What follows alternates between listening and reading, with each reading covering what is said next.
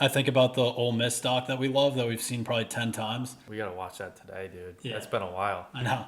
About the 2022 team that was like way under 500 in conference. They make the NCAA tournament. They end up winning the World Series. But one of their starting pitchers, I think he was throwing in one of the World Series games, and he was like, "Yeah, I felt stressed. I'm on the biggest stage in the game." But as soon as he took the field, he was like, "I let the little kid in me like walk out to the mound and see it." And I think if you don't have that view, you can't really appreciate where you're at.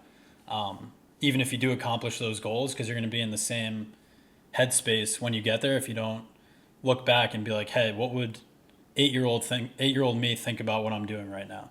So I think if we constantly remind ourselves of that,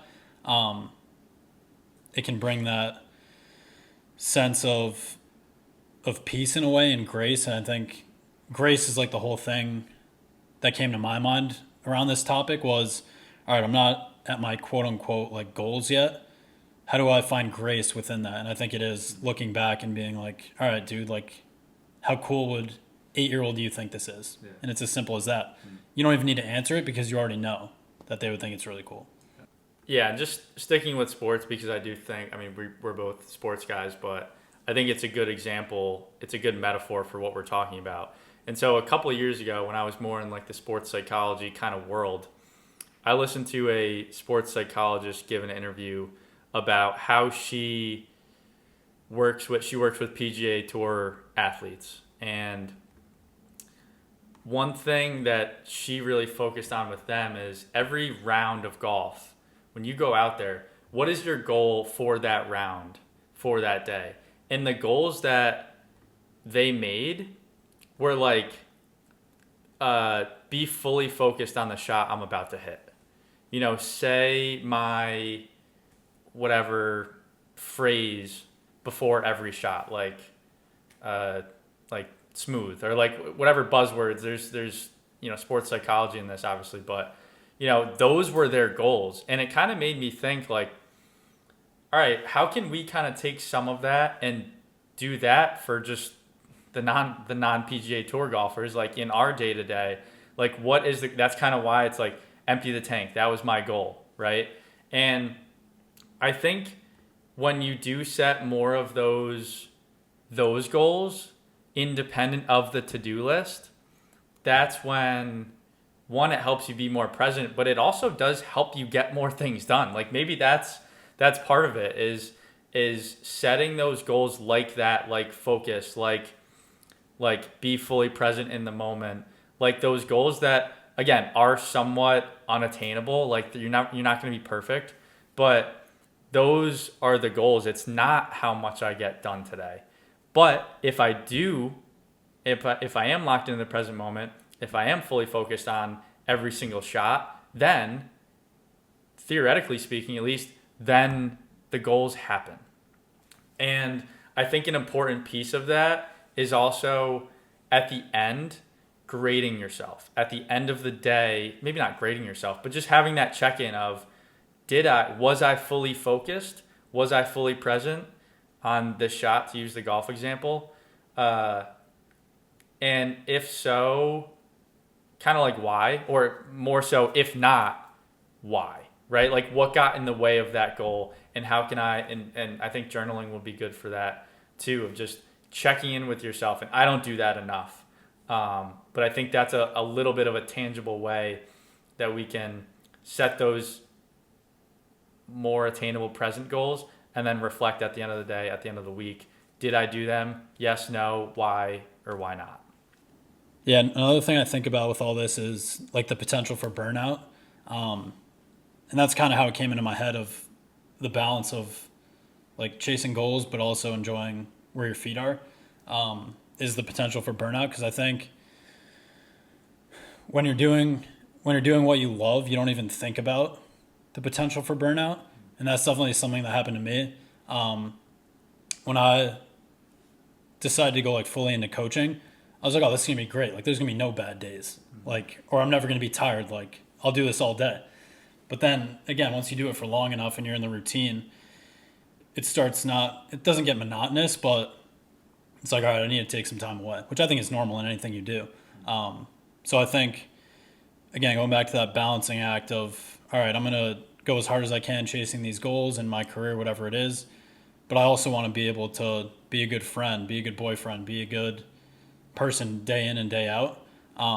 So I think when you do feel burnout from career, I think it's important in those moments to focus on the other end of the seesaw, like we talked about. So for me, that's unplugging, that's not looking at anything baseball related throughout the day. Trying to lessen the relationship with my phone is something I continue to struggle with, but I joke about getting a flip phone one day just to make it simpler. But I do think like you can't truly unplug if your phone is right next to you the whole time because you're going to look at it. So I think that's the number one strategy that I've been working on and trying to get better at. Because then you can truly unplug. Like if you go for a walk, like you mentioned, without your phone, there's nothing distracting you besides like your own thoughts or external things. But that's an opportunity for you to get fully present and just be in that moment. So I think walking for me has been a good one too. And just trying to get away from everything coaching baseball related for a little bit because I know it'll be there when I get back. I think that's the most important piece to when you feel burnout is knowing that you can step away, like everything's going to take care of itself, and you'll get back to it. I think that's the biggest piece. I know you mentioned like sometimes you feel shame if you take time off, which I understand. Like I think everyone goes through that, but it's understanding like the work will be there waiting for you is the main message. Yeah, and you're not going to die if you're not doing it, right? Like we're not, as much as we love what we do, we're not saving lives like from a medical standpoint or curing cancer or all those like really tough and important jobs. Like it'll be fine. Yeah, I think we overdo or overthink how important things actually are. Like we lose some of that perspective because to us in our world, this thing is so important. But you really look at it as like, well, if I didn't do these things, then what's going to happen, right? Is it just going to be me internally freaking out, or is there an actual real consequence that potentially affects other people? Well, then we need to make a decision there. Yeah, it made me think of Ted Lasso, which I know we both are huge fans of. But I think it goes back to identity, which we've talked about a ton. Because if your identity is what you do for a career, then if you don't have a successful day, then if your identity is in that, then you feel like an unsuccessful person or whatever the case is. Like talking about failure, if you failed that day, like you feel like a failure as a person if your identity is in that work. And back to the Ted Lasso piece, I think it was the second season, but Roy Kent was retired at the time, and he was trying to figure out like what his next steps were, and he was getting like really pissed off because like he was a soccer player. That was his whole life. So then his girlfriend asks his niece like, Phoebe, what do you think about like your Uncle Roy? Like how would you describe him? And she named like 5 or 6 different things describing his personality, how he treats her, like memories they've had together getting ice cream. And she didn't mention being a soccer player once. So like that's a slap in the face because it's like, all right, like, yes, I love what I'm doing. I'm going to try to chase all these things and attain all these things. But at the end of the day, like the people that are important in my life aren't going to be with me or like love me because I'm a good coach. Like that's not the reason that they're in my circle. So I think that's a really important perspective to have too. And I don't know if this ties into it, but I think about dogs a lot too. In that case, like I think Kirk Herbstreit talked about it. Like he loves his dogs because no matter what he did at the studio, if he had a bad or crappy day, like they're always happy to see him. They don't know like what went on at the studio, like what went on in his personal life. Like they're always happy to see him. So again, dogs and people in your circle, they're not with you because you're good at your profession. I think that's the message in terms of balancing everything. Yeah, I have so many thoughts. I threw a lot at you. No, it's great. I think just talking about identity, I think I'm so glad you brought that up because I think a lot of it does. I wrestle with that.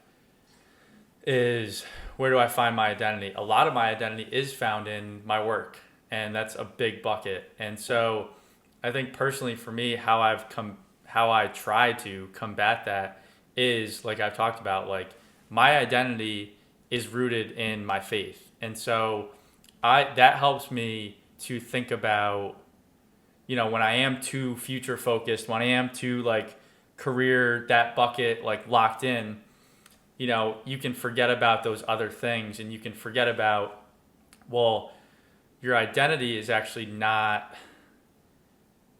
rooted in that. It's rooted in Christ. And like that's important for me. That's how I kind of work through this too, is also knowing that the goals, those things are going to happen. And I believe that like God's timeline is not my timeline, right? And like those things are going to happen, but I don't know when they're going to happen, but I have to trust him for if and when they do happen.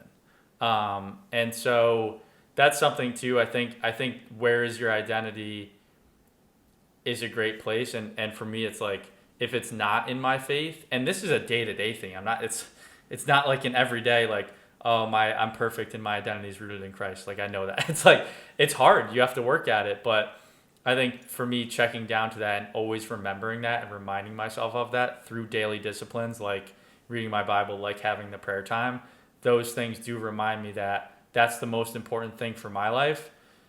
Not that work isn't, but it's just, that's number one. And when I am rooted in that, like that's when the other things are also better taken care of. So that's one thing. A super simple thing that I've done to help myself be more present is literally looking down at my feet. Like 2022, summer of 2022, we talked about loving where our feet are. And because I do struggle to stay present and get on that end of the seesaw, I literally, like, you could do it right now. Like, look down at your feet. Doesn't it do something? Like, it forces you to be present, does it not? Like, it's such a weird, like, I'm doing it right now. Like, you just look down and you realize there's no place else I can be than right here, right now, right? My mind can be thinking about what I have to do tomorrow, next week, the future goals that I'm after. But you know what? I can only be right here where my feet are. I can't solve that problem that is 2 weeks down the line. What can I do right now, maybe, to get there? Or maybe, you know what? It's so much out of my control that I'm just not even going to worry about it, right? I'm going to look down at my feet and I'm going to realize the best thing that I can do right now is be right here in this present moment. And I think when I do that, it's a little bit of a deep breath. It's a physical cue that you can give yourself to just be like, all right. Also, like faith, like it's going to work out. Like you're okay. The world's not ending.